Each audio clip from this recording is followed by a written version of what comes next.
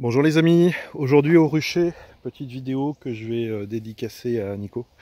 Merci beaucoup pour tes excellents conseils et ton aide.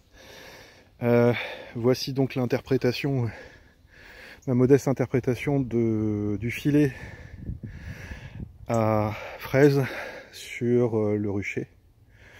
Et donc là je viens de terminer, Donc la combinaison c'est un filet à fraise avec des structures de serres, de petites serres.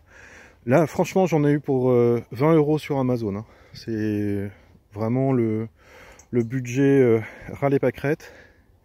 Mais alors avec un effet assez incroyable, parce que quand je suis arrivé, les trois ruches, la rouge, la verte et la grise, faisaient la barbe, comme vous voyez sur la verte là, à l'heure actuelle. Et depuis que j'ai installé ça, ça fait quelques minutes à peine, hein, bah, on voit que la rouge et la grise se sont largement détendues. La violette, je vois pas d'activité extérieure, mais à l'intérieur il y a un beau, il y a un bel ensemble.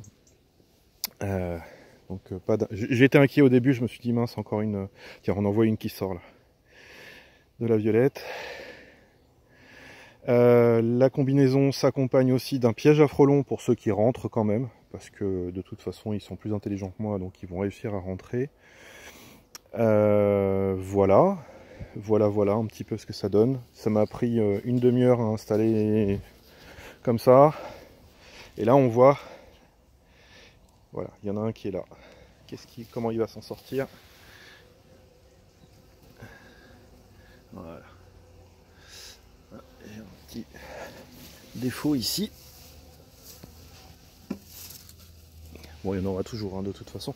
L'idée c'est, si j'ai bien compris aussi des vidéos que j'ai pu voir sur internet, l'idée c'est de diminuer la pression sur le pont d'envol.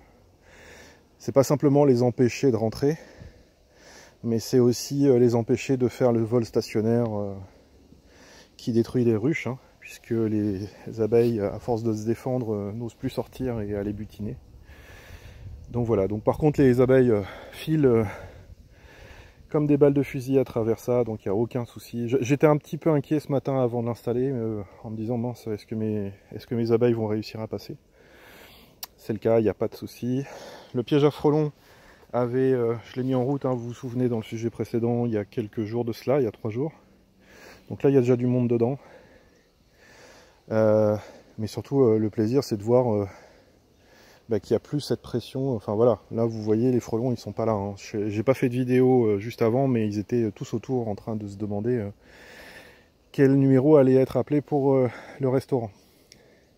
Là on voit les abeilles qui revolettent autour. C'est un vrai plaisir de les voir libérés enfin de ça. Merci beaucoup encore une fois pour tous vos excellents conseils. Ça fait avancer le sujet.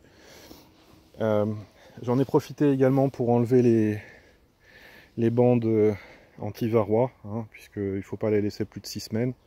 Bon là je dois être un petit peu plus que 6 semaines, mais bon ça c'est pas très grave.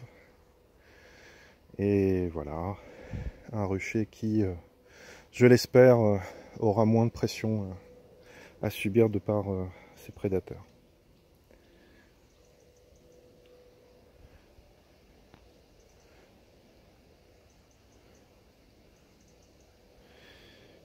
Allez, je vous souhaite une bonne journée.